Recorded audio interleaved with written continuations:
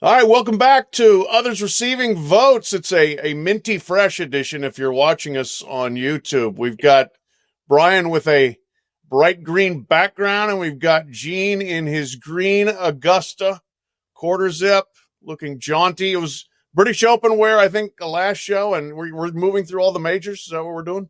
Yeah. Yeah. Plus, it's kind of Christmassy, and I got the tree up. Oh, yeah, you do. You got a nice little tree. Yeah. Excellent. All right. Yeah, we're in the spirit here. What I really want to find out is any of us going to take the Penn State job? Who wants it? Either of you? Somebody? How much does it pay? Yeah. More than this podcast pays. I would recommend taking it if it's offered.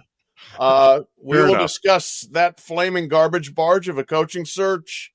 Also on this week's show, the playoffs weekly TV show somehow keeps getting worse.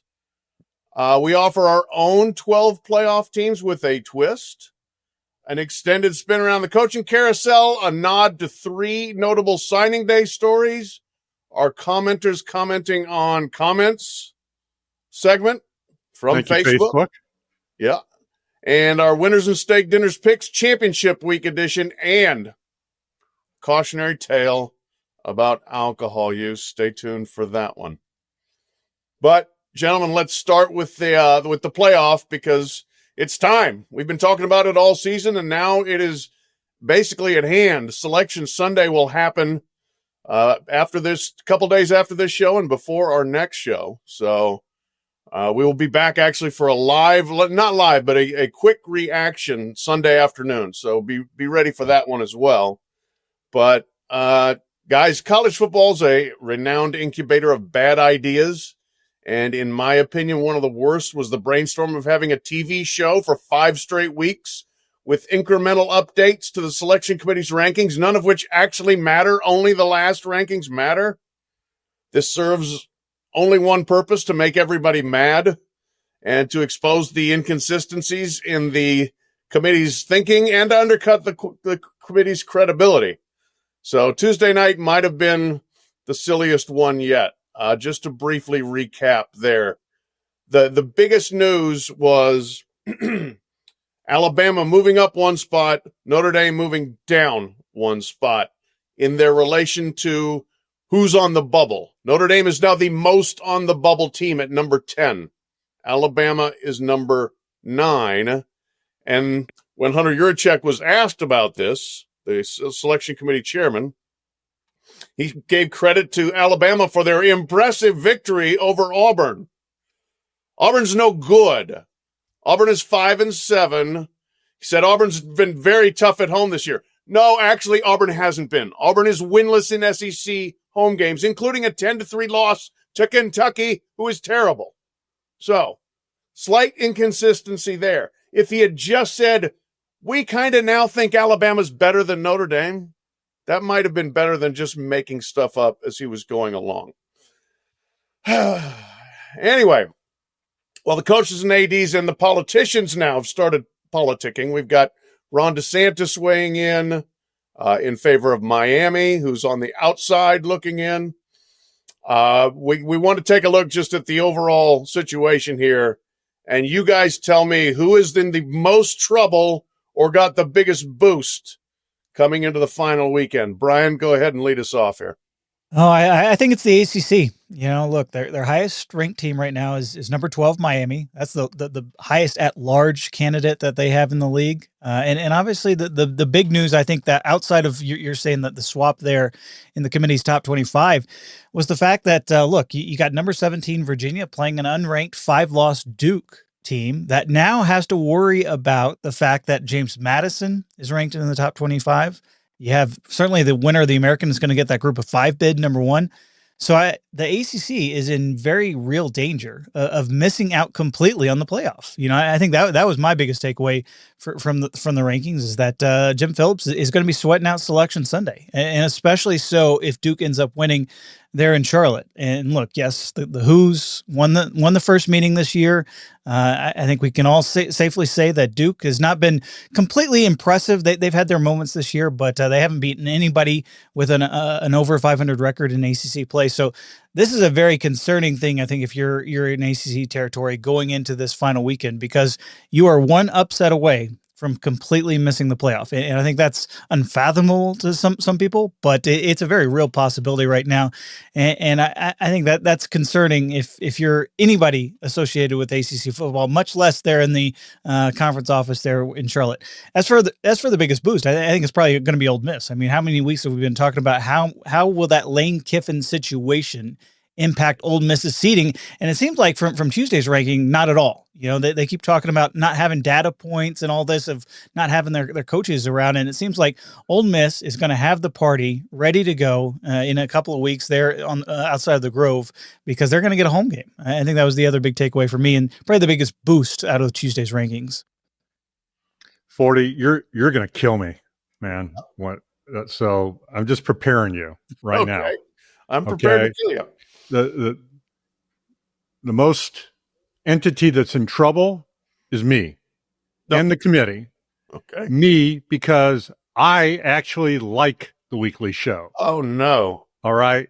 And all you were going to do, if they didn't have the weekly show, you were going to talk about how there's no transparency in this process. So I'll take clumsy, in dire need of media training transparency, and have the weekly show. I don't need the weekly show.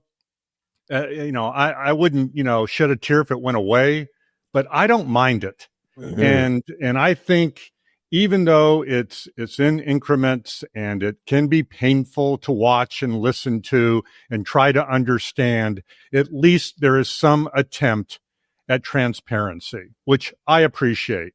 As for Hunter Yurachek, I give him some grace because he was parachuted into this on-camera position, midway through this process. And clearly he's not cut out for the TV part of it.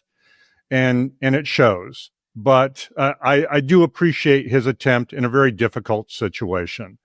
As far as, again, being put in a difficult position, I do not envy this committee this weekend after these games, especially if we get the kind of chaos and madness that is possible. I think they're going to have a really difficult job, and I do not envy that. As far as the boost, I'm with Bryan. I've sort of said all along on this podcast that I hoped that the committee would not penalize Ole Miss for what was happening, the silliness that was happening off the field. And so I'm gratified that it didn't do that it rewarded Ole Miss and those players for what they accomplished on the field and let Ole Miss be. In fact, I think they bumped them up a spot, didn't they? They did. So I think they recognized the team that Ole Miss is. I give them credit for that. And so I'm with Bryan. Yeah, biggest boost. You like the TV show. Okay. I don't mind the TV show. Right. All right. But I do like seeing you hit the red line this early in the morning. Well, yeah, they get me going. That's for sure. The problem to me is just, I get what you're saying about transparency, and we're in the media. We should be in favor of transparency, right? If they could explain it, it would help. If they could actually, coherently, logically, either that or just don't explain. I don't know which. And I think we might have talked about this earlier. Put a camera in there, whatever, if there's something that would let us see them sensibly deliberate this stuff. If you think talk about a credibility boost when the ACC let us watch and listen to the replay center review. Yeah, replays. Good point. Like, oh, these people know what they're doing and they're thinking about it, competently. That might help us understand this thing too. Now, yes, okay, there may be some level of chilling effect on people speaking openly, and maybe the camera isn't on all the time, but we could do this. We could have, I guess I'm arguing both sides here, guys. No transparency, just put out the rankings on the last day, or more transparency and let us in the room to a degree. So those would, I guess, be my thoughts on that. As far as biggest boost, biggest in trouble, I think I said I think they took care of Alabama. I'm not sure Alabama shouldn't already be ahead of Notre Dame. That may just be where they should have been, but to use a shaky victory over a bad team as the reason to put them ahead. So good for Alabama, potentially bad for Notre Dame, and I still feel bad for Miami, which I think probably should be ahead of Notre Dame. They have the same record. They beat them head-to-head, and head-to-head should matter more than it sometimes does. That's another one of these. This is a classic college sports thing where, we got this protocol, and it says if the two teams are not close enough together, we can't compare them head-to-head. They're 2 spots apart. We saw them play each other on the field. They have the same record. Then because they're 2 spots apart. If they were 1 spot apart, we could. If there were 3, to me, you're tying yourself in knots. This is like the NCAA rule book of you can have a bagel, but you can't have cream cheese. I think people overthink some of these things, and we'll see how that turns out. I still think it's possible. Look, if BYU almost certainly, which is between Notre Dame and Miami, is going up or down, right? They're going to win and get in which case it's kind of moot for Notre Dame probably. But if they lose and move back, and then you can compare the head-to-head, Miami is here and Notre Dame is next to them, then maybe they change their mind. But then, boy, if you've waited all year for a technicality, basically, to matter. So. To your point, Pat, if Yurchek did say that there was a very spirited debate about Bama and Notre Dame. And I guess I would have liked to have heard what were the specific back and forth relative to those two teams. That would have been helpful.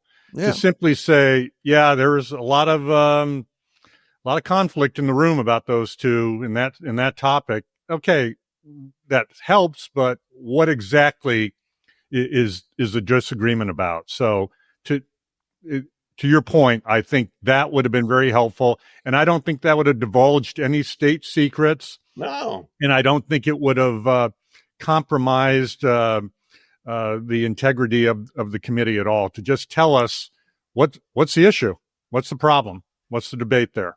Yeah, I'm with you, and that's another that goes back to your point actually about Yurchek being in a completely thankless position. First of all, yes, he was a battlefield promotion, for lack of a better term, when Mack Rhoades was dismissed basically from Baylor. He was the committee chairman. They go into the bullpen and say, "You get out there," and didn't even have sufficient warm-up time. And then a couple other factors there. He's been hiring a head coach, so he's kind of busy in his day job, right? Then the third thing is these these playoff, these 2 days, if I don't know whether you guys have done any of the mock selections, whether it's for football or for basketball, but it's 2 days of intense number crunching and comparisons and minutia and incremental stuff. And you come out of there and your head's kind of spinning and you're just like, oh, what? Notre Dame? Gosh, we talked about Notre Dame, Miami like 7 hours ago. What exactly was to have to try to recall that. Maybe you should think ahead and take some notes or something, but still, it's a very difficult position to be in. So we're not here to kill Hunter Yurchek. Not at this moment. Not at this moment. Okay. Yeah. We'll save that for Sunday. Don't worry. Right. We reserve the right to come back and kill anybody. All right. Also, along the lines of the playoff here, this is a good idea. This is a Gino idea. I liked it. Construct our own top 12 teams. You throw out the playoff protocol. You don't have to have automatic bids, or if you want more automatic bids, whatever. Build your own bracket, which we encourage all our listeners to do at home. Have fun. Nothing could be more fun than building a college football bracket, could it? But it's a 12-teamer for now. I don't want to get emails from, well, here's a great 48-team idea that I've been working on. No offense. Tony Petitti. Yeah. 11 automatic bids for the Big Ten, please. Anyway, all right. Gino, Can you give us your 12-team model? Okay, so my 12-team model is based on the idea of who are the 12 best teams right now. It's kind of the Marcus Freeman theory, Steve Sarkisian theory, and slash who would I least like to play kind of idea. And so, number one, some of these obviously aren't going to be surprises. Number one, Ohio State, complete dud, obviously. Indiana, as you've said many times, Pat, they are the story of the year. They might be the story of the last 2 years in college football. They're number two. Georgia, not flawless, but just tough as hell, resilient, find a way. Oregon, 4. I think they're sort of a Georgia junior. You know, they have found a way, and they do it with toughness and physicality. Number 5, Texas Tech. If you want to talk about a return on investment, the Red Raiders are it as far as pouring in that portal and NIL money. Number 6, I have Ole Miss. As I said before, I think the committee did the right thing by not penalizing Ole Miss for Kiffin going to LSU. And we'll talk about this Charlie Weiss thing later. Number 7, Texas A&M. Yes, they got exposed by Texas, but I think their body of work merits being number 7. And number 8, I have Notre Dame. And yes, I know the 2 early losses, A&M and Miami. But I think if you objectively just look at the level of play in Notre Dame, I think they're one of the better teams in this entire bracket, and I have them at 8. I don't have them on a bubble. Number 9, Oklahoma. I'm so sick and tired of hearing, OU's offense is so shaky, and I don't know if they deserve to be in. Have you watched their defense, by the way? Why doesn't that count as much as an offense? If you can't score, you can't beat them. And teams are having trouble scoring against them. So I got Oklahoma 9. I have Alabama 10 with the caveat that unless they get boat raced by Georgia, I think they're safe as a kitten.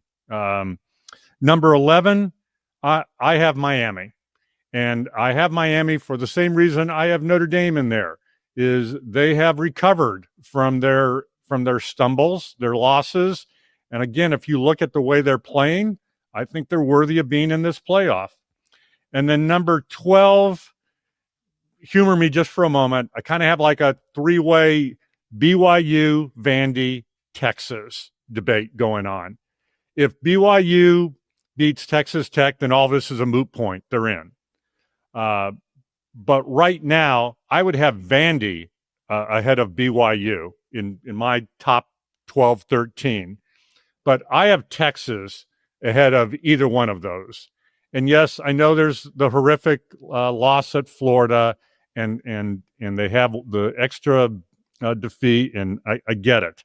But they beat Oklahoma. They beat Vandy. They beat Texas A&M. And they had the stones to open up their season at Ohio State and played them tougher than anybody has played them the whole season. So, yes, they lost that game, but I give them credit for going there and doing it and playing them as well as anybody else has played them. And I think if you ask the smart guys in Vegas what the lines would be if it was BYU, Texas, or Vandy, Texas, I think Texas would be favored in either one of those games. But so this so is have at it. This is a Dick Vitale bracket of 64, but it's really 66. No, I said Texas is my 12th team. Okay. But I'm hearing you talking like 13, 14. Well, okay. All right. 12. There, Texas 12. You happy? Okay. All right. Texas 12 with the possibility of BYU knocking them out. That's what I Yes. If BYU wins, then it's going to be hard to argue for Texas in that instance. Bryan, have at it. All right. Well, I think we're pretty much in agreement in terms of 1-2 with Ohio State and Indiana, two elite teams out of the Big Ten, and we'll see what happens on Saturday there in Indianapolis. But I think everybody pretty safely has those as the top two. I've got Texas Tech at number 3. I think just the way they play, the dominance that they've had. Yes, you can debate their schedule in the Big 12 all you want, but I think with those offensive and defensive lines, especially if Baron Morton is healthy, I think that is a threat to actually not only make a semifinal, but potentially get to the national title game as well, depending on their path this year. So I would pick Texas Tech 3 and then Oregon right behind them. I think, your mention of Oregon as Georgia Junior might delight some folks there in Eugene. It might rankle some feathers there in Dan Lanning's camp a little bit, given the comparisons to his old haunt there. But I think Oregon, especially if they're healthy, that to me is the one thing about the Ducks this year. If they can get some wide receivers back, if they can get a little bit healthier on defense, I think the time off will really give them a boost. And I think they are capable at the high end of winning the national title this year. I've got Georgia right behind them and followed by Ole Miss. Obviously, those two teams, I saw them up close in person in that shootout they had in Athens. So I got Georgia and then Ole Miss. We'll see what happens, on Saturday, certainly with the Bulldogs. I got Texas A&M after that. I think they are still capable, and with that pass rush with Cash Howell and all the guys that they have on offense, the playmakers they have, this is still a dangerous team. I think everybody might be putting a little too much stock in that rivalry game against Texas because I still think Texas A&M has what it takes to win a couple games in the playoff. And then I've got Miami ahead of Notre Dame, which I think it's important to keep in mind that we actually have results of these two teams that seems to be forgotten. And I think Miami, the way they've improved these last couple of weeks too. I mean, they're blowing teams out. They're taking care of business. This is a Miami team. You don't want to see that defensive line coming at you. With those two guys coming off the edge, you got baby Jesus there in terms of Malachi Toney, one of the most dangerous playmakers in the country. I think Carson Beck, an experienced quarterback. Elite. Exactly. Oh, yes, absolutely. You got Carson Beck, who's an experienced quarterback in these type of games and these type of situations. So I got Miami safely in, followed by Notre Dame. Then I've got a triumvirate of SEC teams. I do not have BYU. I've got Alabama, then Vandy, and then Oklahoma as the last team in. I think you're right, Gino. I mean, that Oklahoma defense almost not getting the credit that they deserve because that's one of the best units I think in the country right now. With what they can throw at you. Brent Venables, he's been in these type of situations. He's been in playoff games before. He, with a couple weeks to prepare for an opponent, you better be prepared for getting some things thrown at your quarterback that you're not going to expect. And they've got the guys, they've got playmakers in that defense that can change the games. And we've seen this the last couple of weeks. I do have Oklahoma ahead of BYU, but it is a debate. I think they're at the bottom, but that's my top 12 at least. So did I hear this correctly? Nobody has a group of 5 team in there? Nope. Nobody? Nope. Haters. Unbelievable. 12 best teams, buddy. That's your protocol. Guess what mine would be? Okay. You'll love this. Okay. 9 automatic bids. Every FBS conference champion gets in the tournament, 3 at large. How about that one? Is that vodka you're drinking in that? That's how the NCAA basketball tournament runs. What is the liquid that you're baseball drinking? Tournament runs. That's how the volleyball tournament runs, etc. Softball, win your conference championship in Division I, get into the championship playoff. Now, look, that would create a lot of probably pretty bad games in the opening round, and that would be the killer. There's a million reasons. TV would laugh me out of the room. But if I'm talking to college leaders about, do you want this to be an inclusive tournament or not? That's what I would say. Assuming we're not going to do that, right? Assuming that is not going to happen, I want at least one group of 5 champion in my tournament. So I am going to have one. And right now it's the champion of the American. It's either North Texas or it's Tulane. I think Tulane could win in the battle of coaches who are headed elsewhere, which point we'll get to in a minute. But so I'm going to go, I'm going to not die on the hill of 9 automatic bids. I would go like this. Obviously, Ohio State, Indiana 1-2. Yes. I'm going to go Georgia 3. I think the SEC is the best league and they are the best team in it.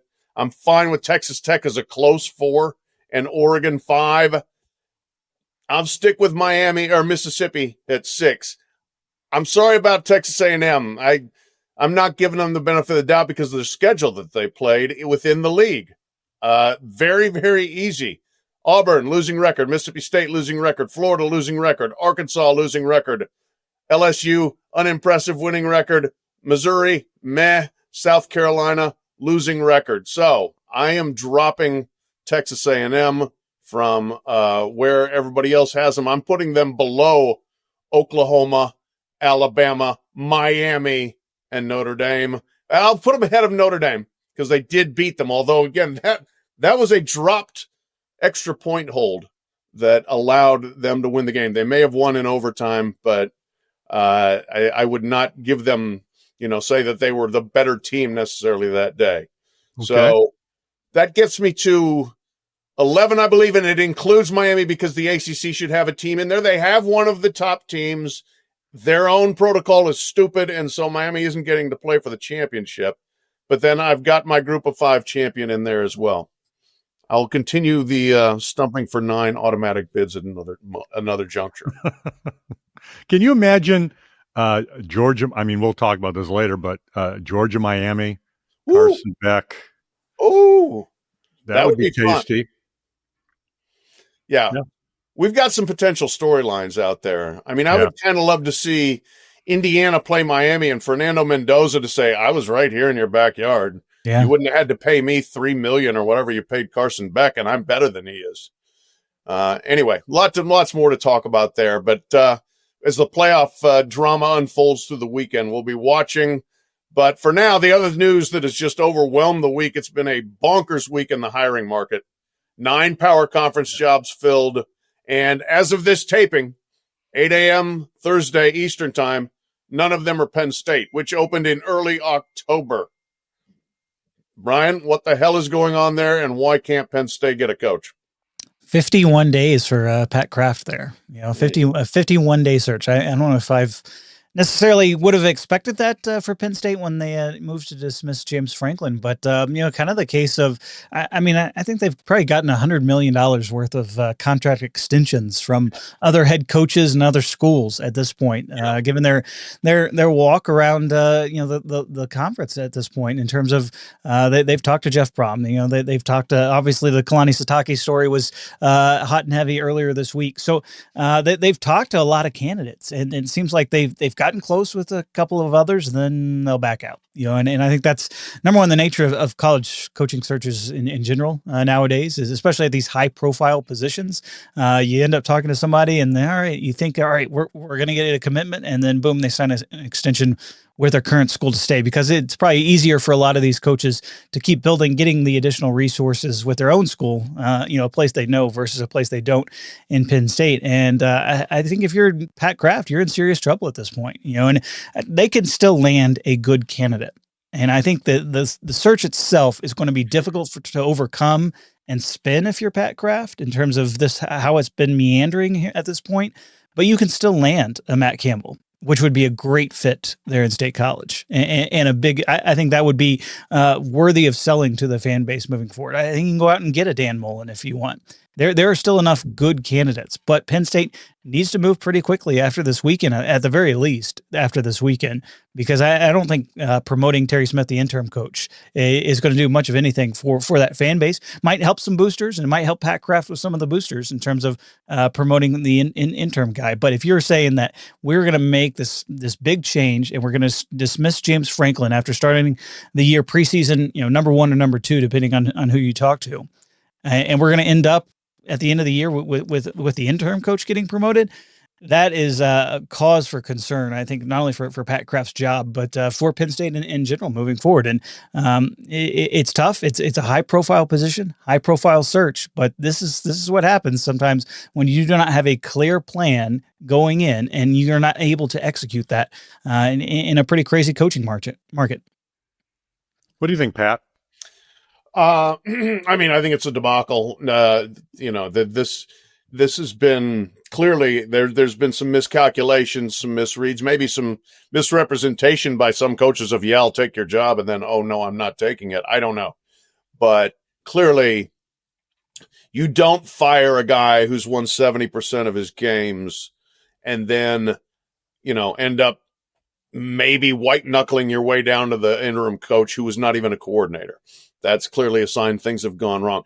I agree with Bryan that they can still get a good coach. And that's where a little bit of deep breathing for the fan base that is just losing its mind, comes into play. I bring this one up several times in the past, but Rick Pitino was like the fourth choice at Kentucky and ended up being an impossibly big home run. So these things can happen. You can whiff, and then crush it. Who's it going to be? I don't know. I do think Matt Campbell would be an excellent choice. I was thinking as this thing kept going on and on and on and names weren't coming out. And then Sataki is like, okay, they were waiting on somebody who's still playing. And then I thought, but after that, okay, do they have somebody else in the back pocket who's still playing? No, you're going back to Jeff Brom, whose season's over. That's a clear sign that you're on like plan D at this point. So it's not going well, but it doesn't have to end badly, I would say. Who do you think was their first choice? Who do you think Kraft thought he was going to be able to get? Cignetti would be my guess. But, what did he base that on? Had he gotten some signals to that extent or not? I don't know. But, I think he should have been the first choice. I think he fits perfectly. And the fact that Cignetti re-upped with Indiana fairly quickly thereafter, so, I'm not sure he was ever that interested. Well, Pat, you mentioned Pitino, and I'll go you another one, a guy that we're all familiar with. Do you remember who Duke hired with I think he was an 8-18 record from Army? Yeah. Mike Krzyzewski. Yeah. And I don't think he was their very first choice, or at least there was a debate about it. And he came in there. It's a bad comparison in a way, but it's a segue for my little Pat Forde-like rant here. There's a guy at West Point named Jeff Monken. I've said it a million times. I'm going to say it 1,000,001. This guy would be great for Penn State. He would be great for a lot of different programs. And this is not one of his better Army teams this year. And yet he's squeezed out. Well, I believe they're bowl eligible now, right? He does a great job. And if you look at, and I would say the same about Brian Newberry, echoing what Rick Neuheisel said earlier this week. Yeah. All these American coaches got new gigs this year and this past week, in fact, and they deserved it. They really fine jobs. But meanwhile, guys like Monken and Newberry, nobody kicks the tires on them, and they have to compete with no NIL, no portal, no super crazy, beautiful facilities. And yet they win, and they win every year, and they do it under tougher circumstances than most programs. And if you look at what Monken has done there and what he's built at West Point and his record under those circumstances, the only 2 and 3 and 4 stars at West Point are generals. They're not players. And yet he's able to put together these teams on an annual basis. They were the Joe Moore Award winners, I think, last year, that offensive line. Talk about overachieving. So if I'm Pat Kraft, I'm talking to a guy like Monken. I'm talking to a guy like Newberry. And I'm saying the hell with what the perception might be that they run the ball and they run the option. They have to. They don't have, they don't have the classic drop back quarterback. Horvath is the exception at Navy, but generally speaking, those are not the kind of quarterbacks they get. But can they adjust? Absolutely. So now, if you want to stay within the Big Ten, if Pat Kraft says, I need a guy with experience in the Big Ten, then go after somebody like PJ Fleck and make a run at him. But I agree with you, Pat and Bryan, that just exhale. That you'll be able to make a good hire. Don't make a panic hire right now. Yeah, so much of this to me seems to smack of we've we've got to win the press conference, i.e., that's the AD. The fans, we've got to win the social media argument. We've got to be able to go on and say our new coach is better than your coach. You don't know. I mean, just hire a good coach. Yeah. And I love the idea of somebody hiring Jeff Monken. I mean, I think he's phenomenal. And he would not show up and say, we're going to throw the ball 4 times a game. He would show up and say, we're going to run an offense that fits our personnel. And if we get good passing personnel, we're throwing the ball. So, damn right. We'll see. Keep a candle lit in the window for Penn State. Hopefully they get somebody. But this is a very interesting dynamic to me, guys, in terms of coach movement going into the playoff. It's not just Lane Kiffin, okay? There could be 2 head coaches who are heading elsewhere, but staying at their current schools for the playoff. It could be if both Bob Chesney and James Madison get in and whoever wins the American Conference, because both those coaches are leaving. There are definitely 4 offensive coordinators in that situation. We've got Will Stein from Oregon, who's headed to Kentucky. We've got Colin Klein of Texas A&M, who is headed to Kansas State. We have, help me out here. Hartline. Tosh Brian Laporte. Hartline, Ohio State, who's headed to South Florida, and Charlie Weiss Jr., who is going to go back to LSU, but is on loan, I guess you would say, from Ole Miss. Given all that, I still think, I wonder if there could have been a way for Ole Miss to work it out with Lane Kiffin. Now, the more stuff that has come out, the worse it looks for Lane, about how much he may or may not be misrepresenting things. Certainly there is at least a vicious difference of opinion about what the facts are surrounding his departure. But I still think what would have given Ole Miss the best chance to win in the playoff would be having Lane Kiffin. Maybe now, after all the stuff we've seen, that's no longer the case. But I would have loved to have seen that be able to work out like it's working out everywhere else. We just named off 6 other situations where somebody's going to be able to keep coaching in their position before they leave.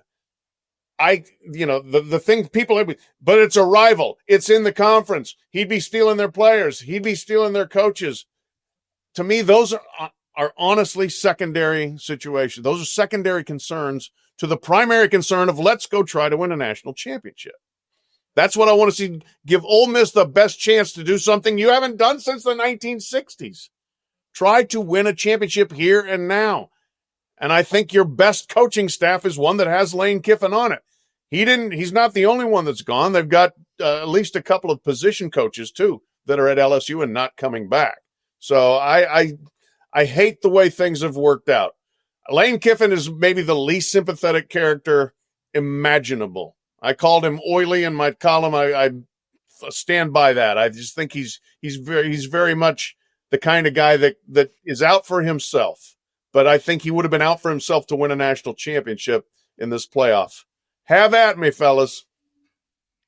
Well, I'm with you, Pat. I think that they could have figured out a way to all hold their noses and make this work. My only reservation was, or only requirement was, that the players had to be on board with this. Yeah. And now it appears that really, at the very least, there is a fractured relationship between some members of that team, specifically the leadership council of that team, and Kiffin. So if that's the case, then it probably doesn't work. But in a perfect world, I think it was entirely possible and could have been done had it been handled a little better. This idea of if he comes there, he'll steal the players, he'll steal the staff, is so ridiculous. Guess what? James Franklin hasn't been on the Penn State campus for, weeks and weeks and weeks. He just took 10 of Penn State's high school commitments with him to Virginia Tech.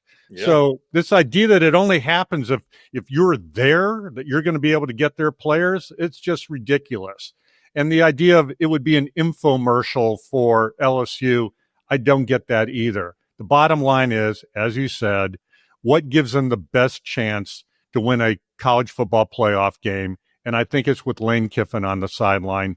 Ole Miss made another determination. I respect that, but I'm with you. I think it could have worked if that team had been on board. I think the optics were just untenable, for Keith Carter, the AD there, for the school administration, just to have Lane around and honestly, probably being more of a distraction there in Oxford than he would be if he was at Baton Rouge at this point. I mean, everything we've seen right now is Lane is about Lane. And so you think that's going to change if he were back in charge of a playoff team? I don't think so. I think to me, what this also says is, man, there's a lot of pressure on Pete Golding right now. A ton of pressure. And Pat, I know we talked about this on our Tuesday live show, but you're talking about hosting a playoff game there in Oxford.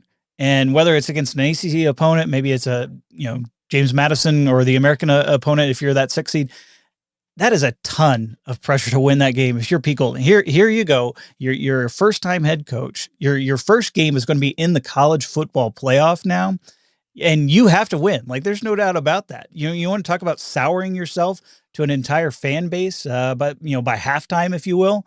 Go ahead and struggle in that first half against your playoff opponent in the first round. That's going to be a tough position for Pete Golding. And that to me is probably the biggest thing. If you're Ole Miss, is now not only have you made it awkward with your former coach, you made it a little bit awkward with your current coach too.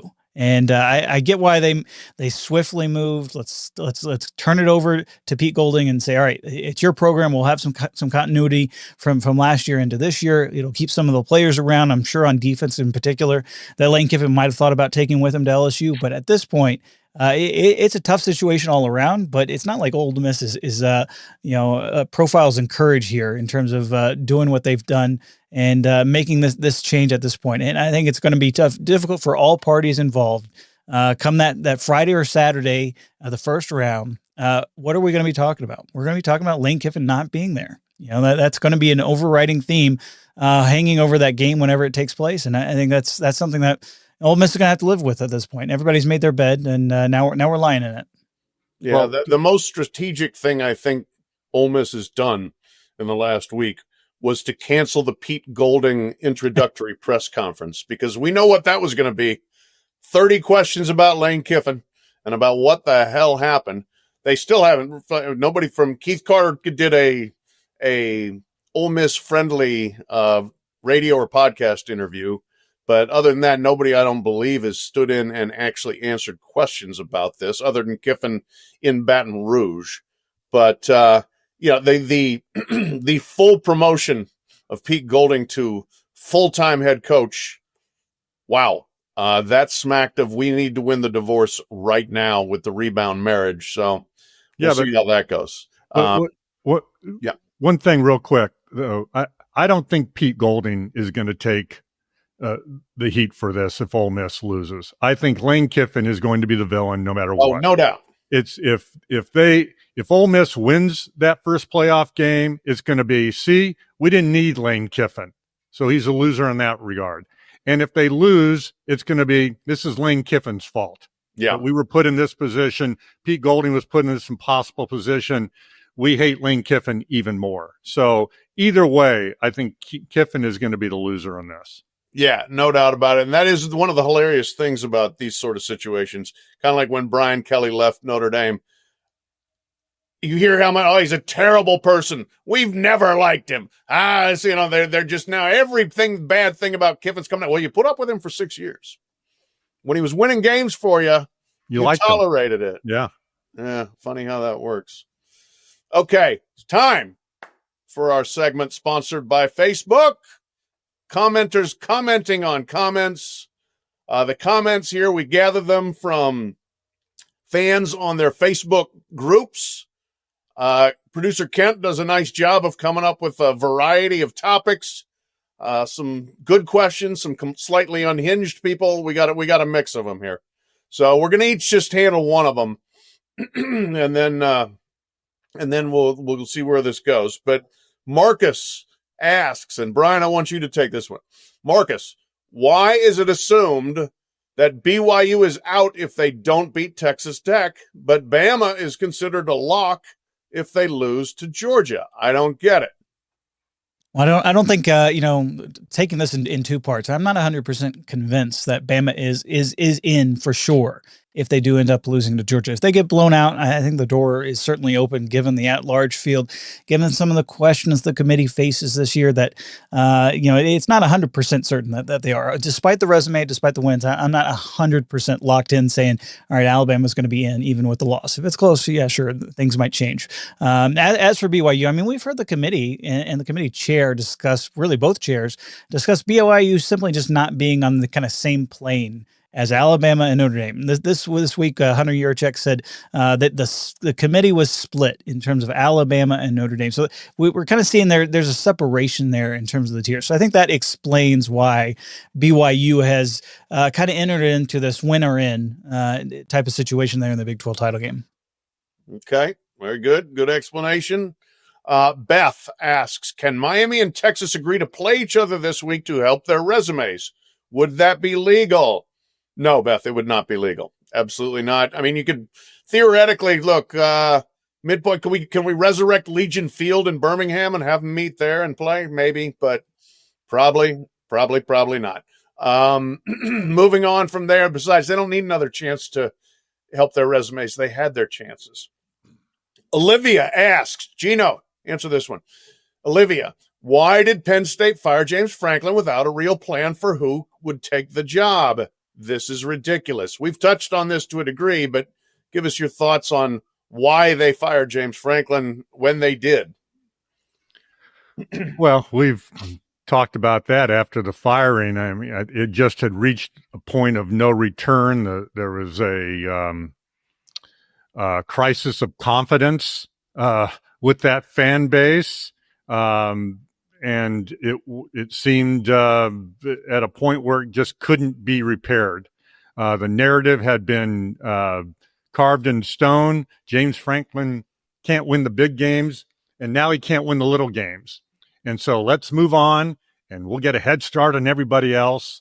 And what's that famous Mike Tyson line about everybody has a plan until they get punched in the face? Yeah. Well, when, let's say, Curt Cignetti said no, or let's say there was pushback against the idea of hiring Matt Rule, or most recently Jeff Brom or Sataki. Well, there's Pat Kraft getting punched in the face over and over and over again, and that's where we are. He's living the Mike Tyson nightmare. But as we mentioned, just take it easy. Don't make a panic hire. There are still candidates out there. One of them is not going to be Mike Tomlin, by the way. Even though Ben Roethlisberger threw him out there, Tomlin said there's not a donor check, a booster check big enough to get him to coach in college, so you can forget about Tomlin. But there are still a lot of interesting and qualified candidates out there. But as Pat said, don't worry about winning the press conference. Just hire a good coach. Mike Tomlin's name has come up several times for several jobs, and he's always just swatted that down. He's like, no, I am not a college coach. No. Yeah. Last question here. Facebook commenters commenting on comments. Bryce, will the Heisman be decided Saturday night in Indianapolis? I'm going to be there. Ohio State, Indiana. Phenomenal 1 versus 2 matchup. I'm going to say no, though, because you've got to factor in Diego Pavia, who might actually be the favorite at this point, the way he finished the season. Fernando Mendoza against Julian Sayin is an outstanding matchup, and both those guys will be in New York. I'll say that now. There's no way they're not Heisman finalists. One of them might still win. And if one of them lights it up Saturday night, that could decide it. It could, and it's great to have the last impression, especially in a high-profile game against a good opponent. I think more likely both quarterbacks struggle a little bit in this game because they're playing really good defenses. I don't want to be, if I'm Fernando Mendoza, holy moly, I mean, you're just trying to hope and you can get to 17 points against Ohio State. So I will say that the Heisman is on the line, but I'm not sure it will be decided Saturday night. All right, guys, one more topic before we get down to winners and steak dinners. Tragic situation there. Yeah. Do we have to? But hey, do you remember National Signing Day? Vaguely. What is that again? Yeah. It used to be in February, right? And everybody got excited about it, and everybody got up at 7 a.m. to hear about the fax machine cranking up and the commitments rolling in. And oh my gosh, the teams were winning national championships on signing day, even though it never happened 4 years later. But it's been marginalized by the portal and where it's misplaced in the calendar. But Wednesday was the start of the signing period, and there were 3 news items of note here. The first, we'll go through these pretty quickly, but the first, 5-star quarterback Jared Curtis, Nashville Christian School, number 3 player in the senior class, according to 24/7 Sports, was committed to Georgia, and he flipped to Vanderbilt.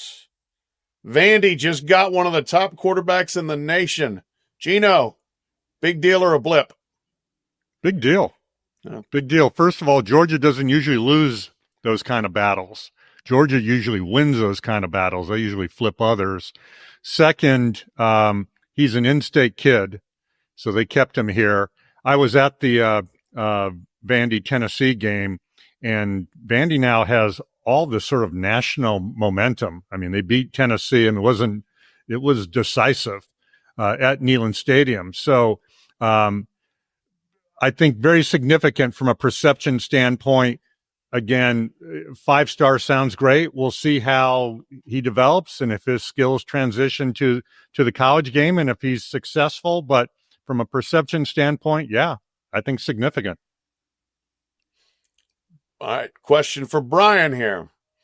USC landed the nation's number 1 class, the first non-SEC team to do it, according to 24/7, since 2008. That's incredible. Bryan, are the Trojans capital B back? No. Very simply, no. It's one thing to count on some freshmen and have a couple of impact playmakers, and good signs of progress there for Lincoln Riley for sure in Los Angeles, especially given that he didn't seem to have any interest his first couple of years there in terms of using that USC brand and actually recruiting these high-level athletes. But good signs of things, riding the ship, if you will, there with the Trojans in LA. But you got to stack these classes, class after class after class, if you really want to compete, not just in the Big Ten, but for the national titles that Lincoln Riley was hired to do. So it's not necessarily a sign that they're back, but I think good signs of progress, if you will, to land this number 1 class. Plus, I think for the Big Ten, nice little feather in your cap too, given the recruiting dominance that we've seen out of the SEC to have a number 1 class in the country for sure. Yeah, I love the diversity of it. You know what? Great. And if they've finally gotten their act together out there at USC, the sport is better off for it. Although it'd really be better off for it if there were a Pac-12 for them to win. But that's a whole other matter. All right, our third signing day storyline. I will handle this one. I love this. Temple signed a punter named Luke Sword. Why are we talking about a Temple punter? Good question. Has the greatest bio I've seen in this class. He sneezes when he goes out in the sun. Sure. And he can drink a full Sprite without burping. Of course. Clearly a very interesting young man. Not all our punters have to come from Australia, gentlemen. We can go to Willow Grove, Pennsylvania, and get Luke Sword, allergic to the sun. She'd been perfect in the Midwest, but still, Pennsylvania, Temple, close enough. He's going to lead Temple, I think, to national prominence. I don't think there's any doubt about it. They are going to be national title contenders with Luke Sword. Who dares to disagree with me? Well, I'll say this. Luke is a brilliant marketer of himself on the NIL age. He has now secured a Coppertone endorsement, and it's only a matter of time until Sprite comes after him. So congrats, Luke. Brilliant on your part.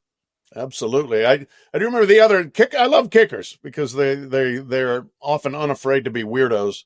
I'm trying to remember now the name of the guy. He's been Colton Boomer. He's been a good college kicker. Central Florida. He signed with them, and in his high school yearbook, his like little tagline, and that was kicking bombs and kissing moms. So he showed up with a little bit of a swagger at UCF, and he's had a good college career. So I'm going to be watching Luke Sword, watching him Okay. kicking bombs. Hopefully not kissing moms, but, to each his own. All right, winners of steak dinners, our weekly picks. It's a disaster. It's a debacle. Brian Fischer's now running away from Gene and I, especially me, laughing as we recede in the rear view. He's 39-32 after a 4-1 week. Wow, congrats. Yeah. Gino's 36-36. The Bear at least has him at 500. Thank you. And I'm 34-37. Can't pick anything out of a lineup. It's pitiful. But we've got championship games here. Not many to pick. So lock of the week, we may actually both take the same thing. We'll see. Or the three of us. But we're going to start with the Big Ten, 1 versus 2. Touched on it briefly. Ohio State, number 1, giving 4.5 in Lucas Oil Stadium against Indiana. The last 2 undefeated teams in the country. There will only be one after this game. Regardless of that, vis-a-vis the spread, I'm covering the game, so I'll make the pick there. I'm going to take Ohio State. I love Indiana. I love everything about Indiana. But Ohio State, complete team, no weaknesses that I can see. And just really hard to score against. And they lean on you and lean on you and lean on you as games go along. That may be a 3-point game going into the fourth quarter and end up a 10-point game, or at least a touchdown. So I'm going to take the Buckeyes and the 4.5. Give the 4.5. I'm stunned. I thought for sure you were going to take IU in this one. And now I'm depressed because I'm also taking Ohio State.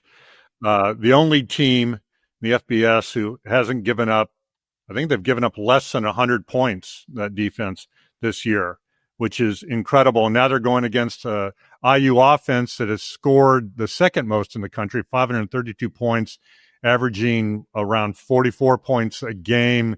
But I trust Ohio State's defense more than I trust an offense. And I think I think Ohio State's a tier above everybody else. I'm with you. I'll take Ohio State and give the points.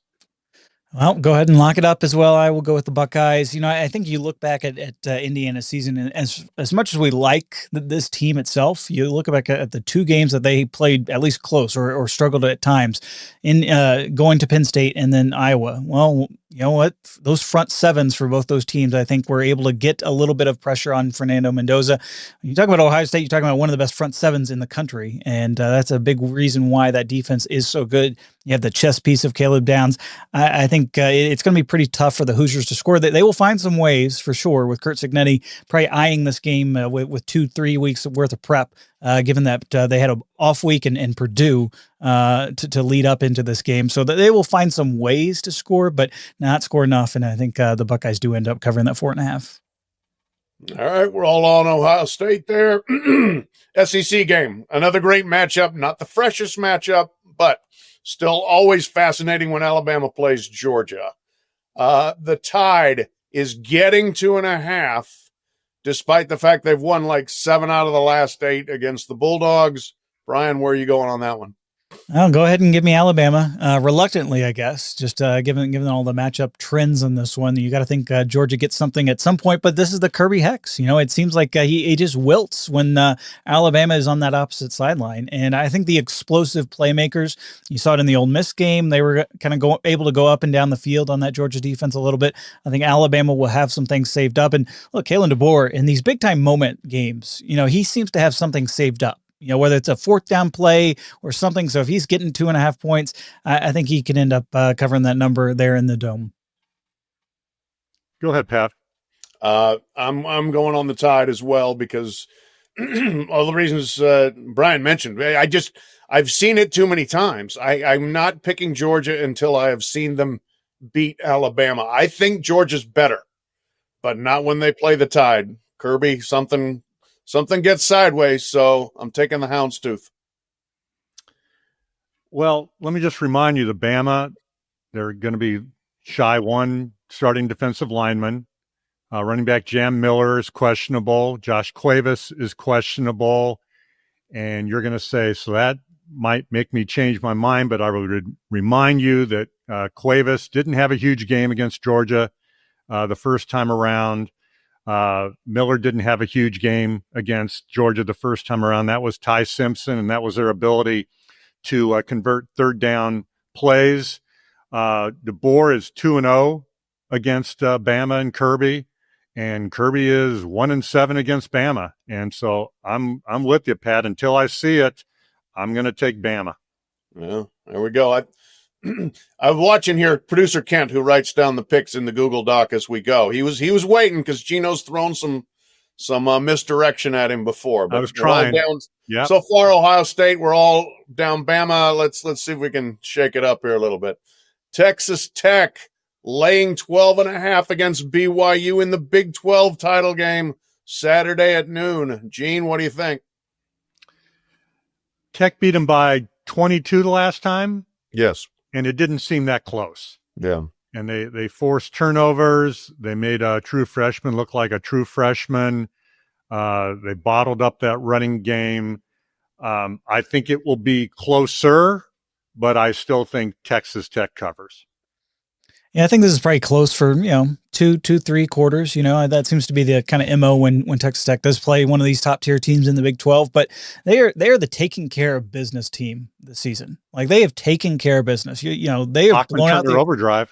Yeah, I mean they have when it comes to blowing out opponents, when they need to blow out opponents, man, do they do that. And so I think it's not necessarily a runaway this one for 3 quarters, but they in the fourth quarter they really pull away. I think they end up covering that number against BYU there in Arlington and getting a well-deserved and very expensive title there in the Big 12.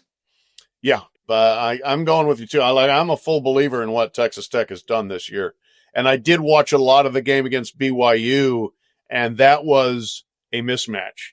It could have been worse if Texas Tech didn't stall in the red zone repeatedly and kick a bunch of field goals. 5 field goals, yeah. Yeah. So I'm sure. Look, BYU will be better prepared. You're always better when you've lost and you're playing a rematch. Here's what we need to do better. Here were our weaknesses, but there were too many weaknesses to fix, I think, especially if your head coach has been talking to Penn State in the lead up to this game. So I'm taking the Red Raiders there as well. This is boring, boys. We're all picking the same people. But let's see if that changes here. Virginia giving 3.5 to Duke in an ACC title game that basically you're never going to find a league office rooting harder for one team than you will here. Sorry, Duke, but they want Virginia to win and the ACC to have a member in the playoff. Again, Cavaliers giving 3.5. Bryan, what do you got? Give me the Who's. I think number one, a great moment for Tony Ellett if they were able to get this over the line and to win an ACC championship, given what that program has been through the last couple of years, given how he's kind of struggled as a head coach until this year. Really, a testament to turning things around there in Charlottesville. I think Duke can play things a little bit closer. Darian Mensah did not play well in that initial meeting between these two teams, had a couple of turnovers. I think he will be better there in Charlotte, and Duke will make this one at least sweat it out in the ACC office down the street for at least a couple of quarters. But give me Virginia to cover the 3.5 at the end. Line opened at 2.5. Now it's up at 3.5. But I'm still going to take UVA. I'm good with it. I still remember UVA beat them at Duke and beat them pretty soundly, I think, all things considered. So I don't know why that would change on a neutral field. So I'll take UVA and the ACC can rest easy. Yeah, I'm surprised at the line. That was a 17-point game in Durham. Certainly, as Bryan pointed out, Darian Mensah can play better this time around. And Virginia has had some defensive injuries. Cam Robinson, linebackers, out for the season. But I think Virginia's just flat the better team and should be able to cover that one. And Jim Phillips rests easy when the ACC is in the playoff. All right, lock of the week. Who has one? Well, we should let Mr. First Place go, right? I guess. Well, we only have a number of limited options, this week if we're not picking the 5 power conference games that we just did. But look, I'm going to go to Conference USA because I know Gino loves me going down there. Kennesaw State given 2.5 points against Jacksonville State, Conference USA championship game. The Gamecocks won the first meeting between these two just a couple of weeks ago, 35-26. So, and they are hosting. But this is a program in Kennesaw State founded just 10 years ago. Incredible season really for both Jerry Mack, the coach there with the Owls, and Charles Kelly. But I think the Owls get the job done and they cover the 2.5 and win Conference USA. I don't even know if I can follow that. You have to. James Madison is a 23.5 point favorite over Troy on Friday night. I'll take JMU all day on that. I know that's a lot of points, but I think JMU is a lot of team, and they certainly have something to play for, so I'm going with them. Yeah, that's one of those situations where there's no taking the foot off the gas there. If they get up and get rolling, they're going to try to keep rolling, I think. All right, I'm going to the MAC, little MACtion, and less because I truly believe this than I think it's a cool story that I wanted to bring up. And hell, I'm in last place. What does it matter? So, but I'm taking Miami, Ohio, and the 2.5 points against Western Michigan. I started looking into this a little bit in the 40-yard dash. Chuck Martin has been the coach at Miami of Ohio forever, right? He came there from Notre Dame. He was a Brian Kelly assistant. I am sure he and other people thought, well, you go win there for a couple of years and then you get a Big Ten job or whatever, you move on. Been there for 12 years, started slowly, has kept incrementally creeping forward, now in the third straight MAC title game. And if they win, for the first time in his 12-year career, he will have a winning record. He's now up to 72-72. It has been this uphill climb. He was 5-19 his first 2 years. And then he's had to kind of just piece it together. It's been a good fit for him there. It's a place, Woody Hayes, Bo Schembechler, Ara Parsegian, great coaches, on and on and on. He's won the most games of anybody there, been there the longest. So I am hoping for Chuck Martin's sake, he gets to 73-72, and the Redhawks cover the 2.5 there. All right, guys, we got one more story to get to. A little bit longer show, but there's been a lot to cover, and we cannot go without talking about this. Ashland, Virginia, AP. The masked burglar broke into the closed Virginia liquor store early on Saturday and hit the bottom shelf where the scotch and whiskey were stored. The bandit was something of a nocturnal menace. Bottles were smashed, a ceiling tile collapsed, and alcohol pooled on the floor. The suspect acted like an animal because, in fact, he's a raccoon. Raccoon breaking and entering in a liquor store and getting drunk. And I thought showing some decorum, actually, went into the bathroom to pass out. They got a picture of the critter in there. It's like legs splayed, face down, not dead, and apparently not seriously hurt, but definitely smashed on the floor. And there's pictures of the bottles. I mean, this critter got into a lot of stuff. He went on a bender on the floor of the liquor store here. My theory, gentlemen, Virginia fan, so excited about the way this season has gone that the raccoon just went out and went crazy and got blottoed. What do you think? Is there a chance that this raccoon is actually a Virginia fan? I can add an update to this story. I saw it earlier on the wire. The raccoon now is at the Betty Ford Center receiving specialized treatment. So, good, thoughts and prayers for the raccoon. I will say that the photograph of the raccoon just splayed out on the floor. I mean, that's an iconic image at this point. Yes, that could be a lot of Virginia fans in Charlotte if they win or if they lose. Yeah. There might be a lot of splayed raccoon Virginia fans there. But all right, guys, that's clearly that's enough of this show. Thanks everybody for tuning in, checking us out. We're on YouTube. We're on Apple, Spotify, wherever. Leave us a review if you want. Subscribe. We will be back again. I mentioned this at the beginning, Sunday, for a quick reaction show to the bracket once it comes out. So look for that. But in the meantime, have a great weekend. We'll talk to you later.